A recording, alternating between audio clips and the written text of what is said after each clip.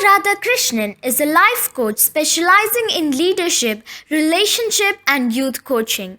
She is a co-founder and managing partner of 3 business ventures in UAE, UV Consultants, Yellow Balcony Events, and UPR LLC. This trainer, coach, and consultant with 24 years of organizational and entrepreneurial experience is happiest empowering people to reach their full potential and achieving outcomes. This postgraduate in economics and holds several certifications in training, Neuro-Linguistic programming and coaching, Certified International Professional Training Consultant, a Certified Associate Leadership and Life Coach, a Certified NLP Master Practitioner and Coach, a Certified NLP Trainer, Certified Emotional Intelligent Coach Practitioner, Certified Group Coach and Certified Accelerated Learning Coach. She has trained extensively in India, US, Europe, and Far East and the Middle East. She is a distinguished Toastmaster who has held several leadership positions at the district and international level and received a presidential citation for her contribution. She is also an avid youth groomer who conducts youth programs to help children grow in leadership, responsibility, and confidence, and a passionate champion for women empowerment. Welcome to the 6th episode of Positive Media Channel. I am joined today by a life coach specializing in leadership, relationship, and youth training. She is the co-founder of 3 business ventures in the UAE.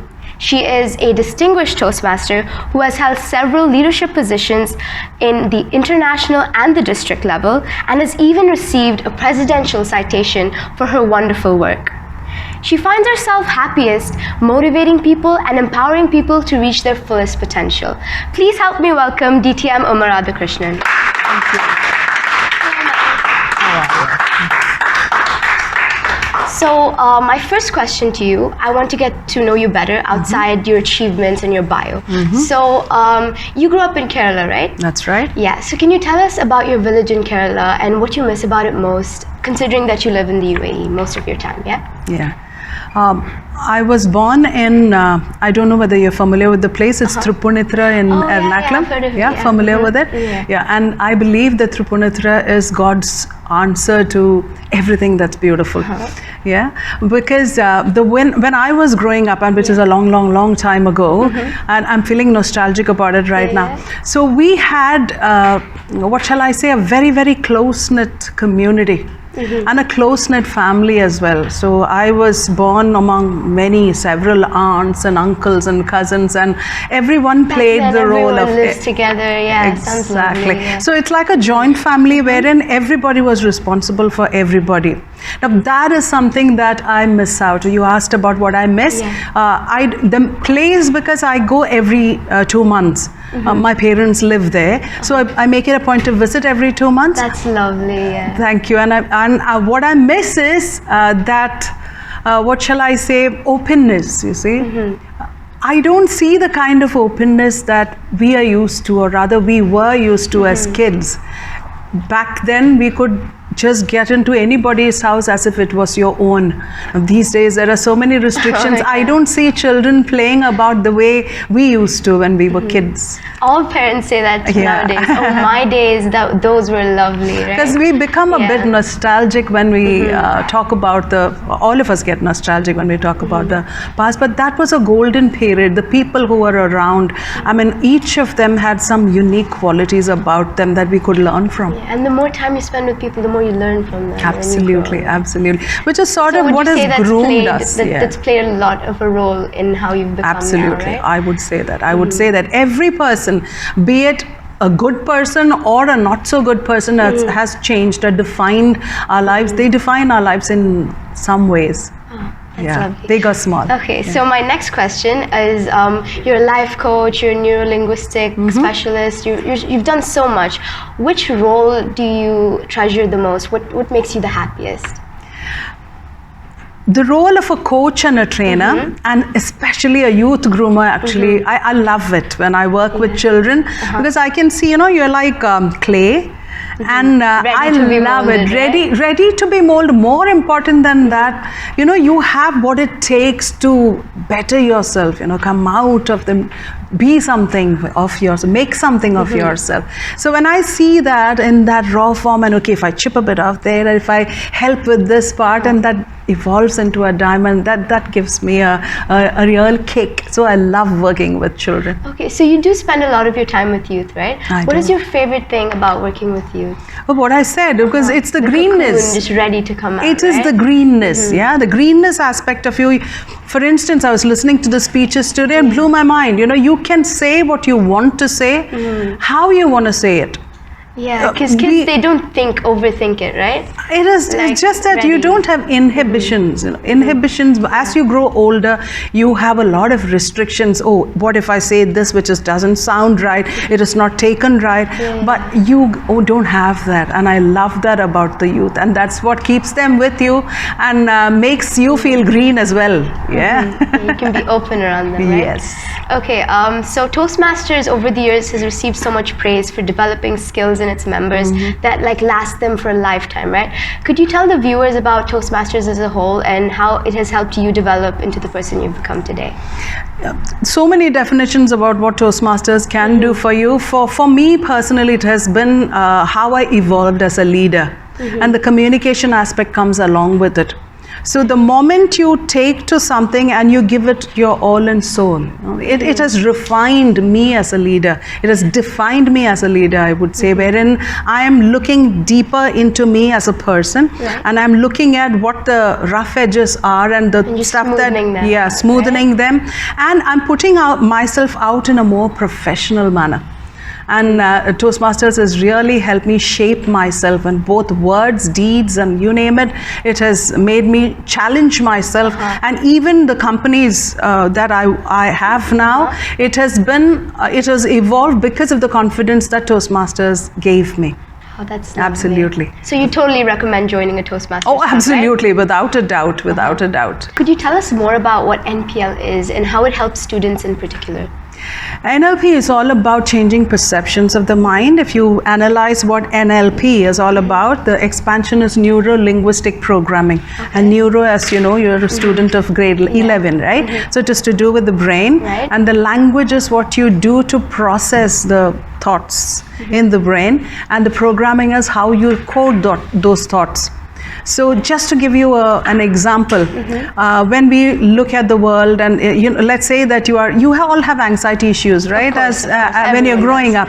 So that anxiety, we get to understand what those anxieties are, and you'll use particular language, or rather positive language, or emotionally intelligent language, to ensure that you program your mind to come out of it. So the perceptions change. Because the perceptions change, the behavior changes. So in a sense, it makes you a better version of who you are. Oh, so it's all about the change and growing as a person. In my change of what goes between the ears is what NLP is all about. Okay. It's all in the mind. So we've heard that your most awe-inspiring moment in Toastmasters was presenting a newly branded Toastmasters flag to the world, right?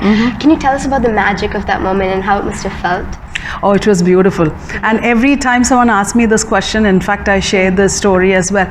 What happened is, immediately after I'd finished my district governorship, it was called district governor at the time, and I became second in the world. And that was the brand refresh happening, where the old emblem was taken out and the new one was coming in. And in August, I believe it was the first week of August, when the PR manager of Toastmasters International, Christian, she reached out to me and she said, would you consider, and I remember the sentence very well, would you consider holding the newly branded flag? I said, you're kidding me. You have to be kidding me, because this is something I'm delighted to do, and it is an honor. Absolutely, it was an honor, because nobody had touched it before. So I got to touch it for the first time, and I thoroughly enjoyed it. So you consider that one of your proudest moments? A proud moment for me, absolutely, yeah. So you work a lot with gavel clubs, right? Oh yes, I do. What advice would you give to my fellow gaveliers today? See, the time that you have within a gavel club is immensely powerful. Yeah. So I see a trend in the gavel clubs wherein, children come in because you're all swamped with your exams, your extracurricular activities, your co-curricular activities. So I see children coming in at the last minute and presenting themselves, whether to speeches or projects, right? So I would urge you to refrain from doing that and prepare and practice, because this stage time of yours is extremely important. And the more you put in, as I mentioned earlier, the more you put in, the better it would be for. It's not just to finish. The more you get back. Yeah, it's not just to finish a project out there, is it? What are you learning from that? So the takeaway is more important, and you've got immense, value in what you get from your fellow Gavaliers, as well as your counselors and coordinators who are with you. So make the best of it and just dive deep and just get those precious gems try out. all the roles you can, make all the mistakes you can, and learn the best. Absolutely. Right? This is your laboratory. That's what we keep saying. Oh, that's lovely. That's a lovely way to put it. Yeah. Okay, so my next question is difficult, but it's also really cliche, and I want the viewers to think about it as well. It's good to have an answer in mind. So if you could make a change, big or small, anything, it could be anything, what would it be and why? Now that's the thing. What is that change that I would like to make? I am actually doing that right now. Wow, in the sense, I don't believe that you need to postpone what you want to do. Right. So you should enjoy that way of doing it, right? So the thing is, I'm positive and I firmly believe so that anyone and everyone in this world, big or small, can make a change, whether it is big or small. And I believe that in every respect, whatever I do on a daily basis makes that change in someone. Because when I put myself out or get up in the morning, I want to do that for that particular day. So when you are the best version of yourself on a particular day, given day, you are bound to cause those ripples. It's like the ripple effect. Right. Yeah, you put the stone in and the ripples are formed. The same way, a good behavior, a good thought, a good word, a good Sends a deed chain reaction, from you right? will send out a chain reaction. And it works the other way too. So if you decide to be morose on a particular day, that's what the whole world will end out being for you. Right. Yeah, so keep changing people. That's a lovely message.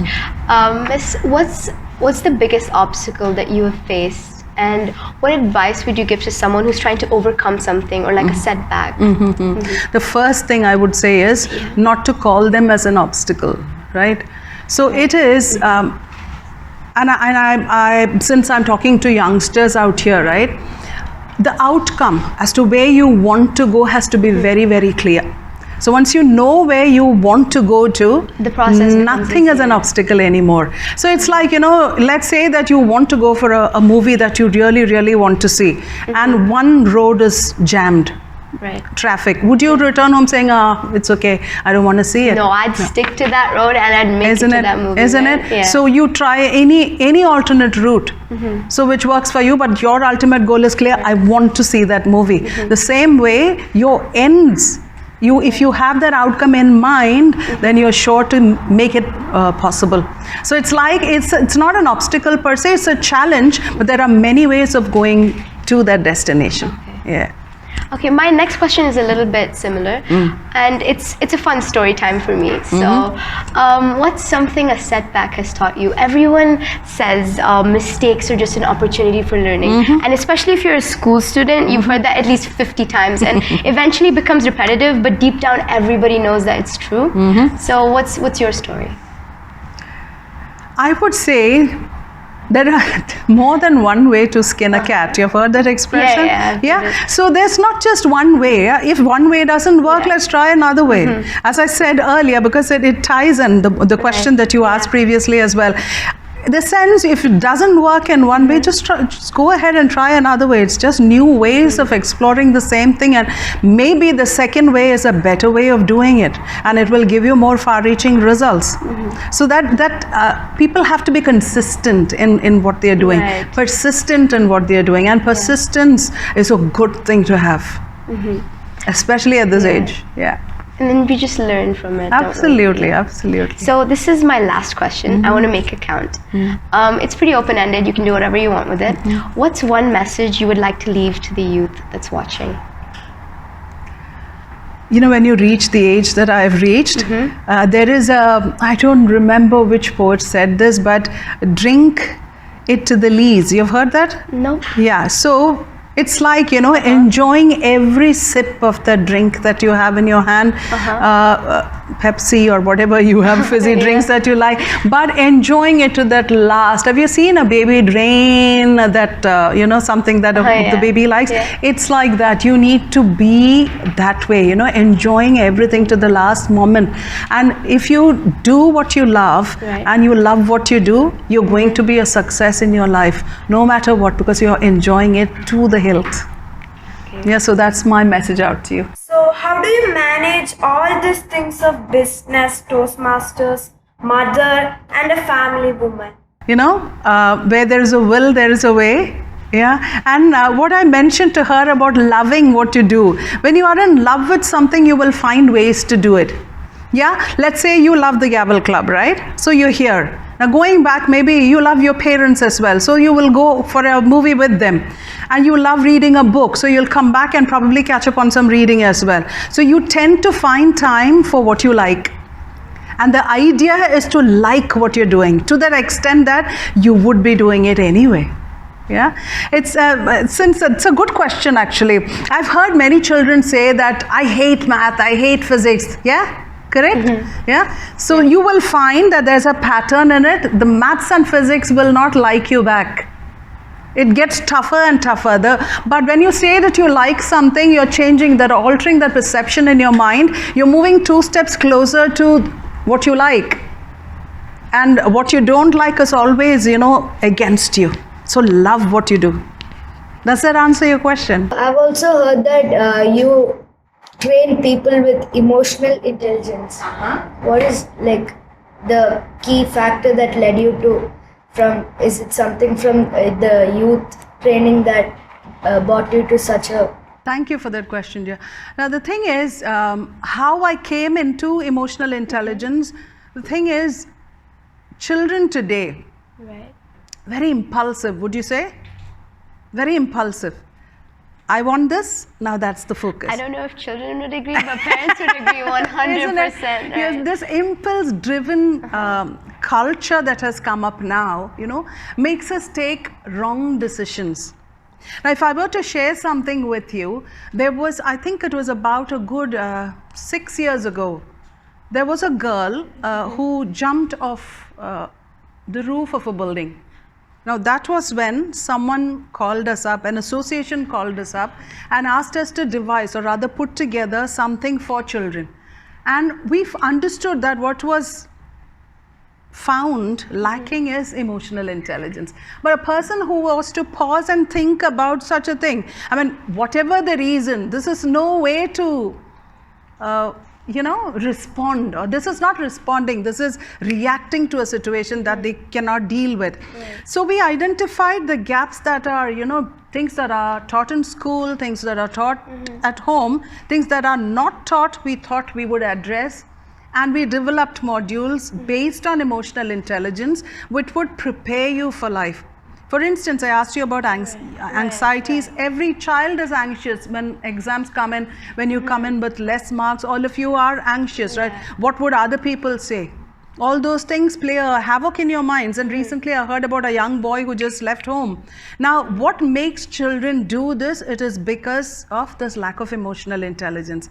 So what we do is we use neuro-linguistic programming techniques to get you out of that anxiety and puts you in a better frame of mind wherein you are always self-aware. Self-awareness is by far the most important thing. How many of you are self-aware here? What is self-awareness? Anyone? Being self-aware means?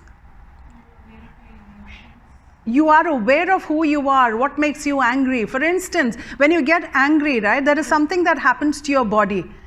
All of us. For instance, our face becomes red and your hands go clenched, your teeth, you're clenching it. The moment you understand that those are the things that make me angry, you can kind of reverse those things to make you calm. It's true. So this is what NLP is all about, and emotional intelligence is something that is lacking in this world. Everyone harps about IQ, right? Oh, he's a highly intelligent boy, girl. But in this world, what gets you far is emotional intelligence. You know, you can be the best, what shall I say, scientist in the world, but if you lack emotional intelligence, you're not fully there. Hi, ma'am. So the question I want to ask you is, from a normal woman from Kerala, how did you reach the top of Toastmasters International? What's your secret formula? Thank you for that question. Actually, there is no secret formula. Do you know what the core values of Toastmasters core values? It's respect for the individual, Right. yeah, integrity, then service and excellence. Excellence, the 4 core values. If you tie in all these values to yourself, you can become a better human being, and you can excel in whatever you want, aspire to be. And in Toastmasters, this is exactly what helped me. For instance, if you look at the first one, which is respect for the individual, would you agree with me if I told you that, okay, respect is something you need in everyday life? Right. Yeah. And even when you're conducting a Toastmasters meeting here, a gavel meeting, isn't respect one of, importance? Because whatever you put out there, unless you respect the person sitting next to you, it will not come out in the right way, right? Yeah. So there is integrity wherein you're honest in all your dealings. And there is service, the attitude of service, which will help you get the best out of your peers as well. And the moment you start, for instance, when you do your evaluations, why are you doing your evaluations here for the first? You have to ask yourself, is it to showcase me as a speaker, or is it to get the best out of my peers? Now, when it is the latter, that is, you want the best for your peers, to improve your peers, automatically you would improve. Automatically you're becoming a better person. And excellence is when you invest in yourself with the knowledge, you make sure that you have all the attributes that it takes, and you try to become the go-to person when it comes to any question based on Toastmasters. So you tend to become, very well versed in everything, and then you just commit yourself to the whole movement. That's what, without even realizing that, you don't have to make a big hue and cry about the whole thing. Just be there. Being is important rather than talking about it. Did you ever fail in something you took up? You took up something and then you failed in it? Absolutely. Oh, you should ask my parents, Parents always have a lot to say about that. Absolutely. Yeah. Now, in the sense, I was never good at math. Never good at math. If you're looking at failure in terms of specifics as in marks or academic subject, yes. Maths was always the thing that I used to flunk in. But if you talk about failure in life, I would rather not like to call it a failure. Everybody comes up, as we said earlier, obstacles or rather challenges would be there. But what you choose to do with that challenge is the thing. So you're learning. It's another way to look at the day, right? Yeah, so that way you just move forward, never backward. It's a bit like this, unless this foot accepts the floor, the other foot is not going to go forward, is it? The same way. So good afternoon, ma'am. So what inspired you to choose emotional intelligence as your, a career topic, professional aspects that we deal with? I'm a life coach and deal with NLP. We are master practitioners of Neuro Linguistic programming. But the most important thing is it changes perceptions, it alters behavior in a nice way. And I'm a lover of that. If you can change people into better people, right, change oneself into a better person, then you have achieved something in life, right? Yeah, so we start off with oneself because that is the most difficult. And once you start seeing changes in yourself, then you start implementing that on others and you see changes in them too. You've gotten a lot out of it as well. Oh yes, absolutely. And it's a kind of an addiction. Once you get this going, then you can't have enough of it. So it is good to see even children, they come in and they go. I had a gavel club which was started in 2004. It is still going full swing. Some of them are even mothers now.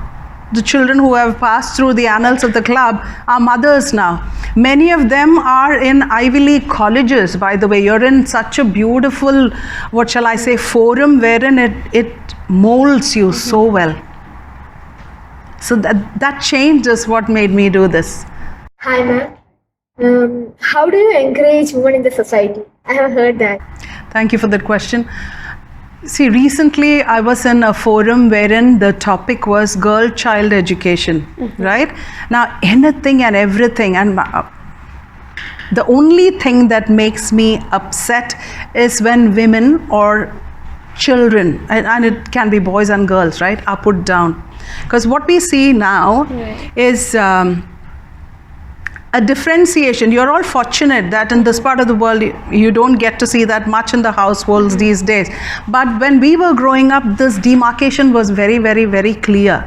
And people are conditioned to that mindset. When I say people, the women are conditioned to that mindset of playing second fiddle to everything.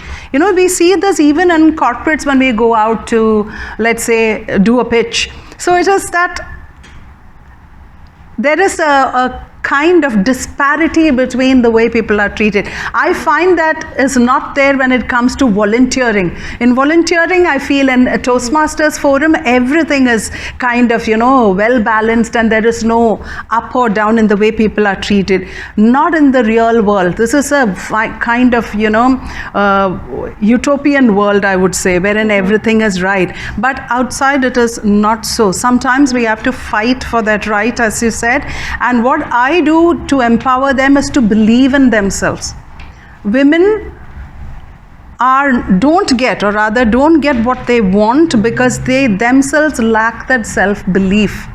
Only once you believe that, okay, I can be there and can do that, it would come up. It's all about the mindset. It is about the mindset, and it has to happen from your homes.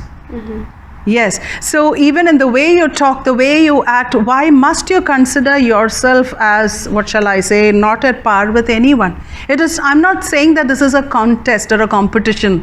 I'm saying that when you put yourself or project yourself in a light that you are self-worthy, your self-worth, you are the only one who can hold that upright. The moment you allow someone to take advantage of you is when that goes down. Isn't it? So stand up for who you are. Show the world your confidence.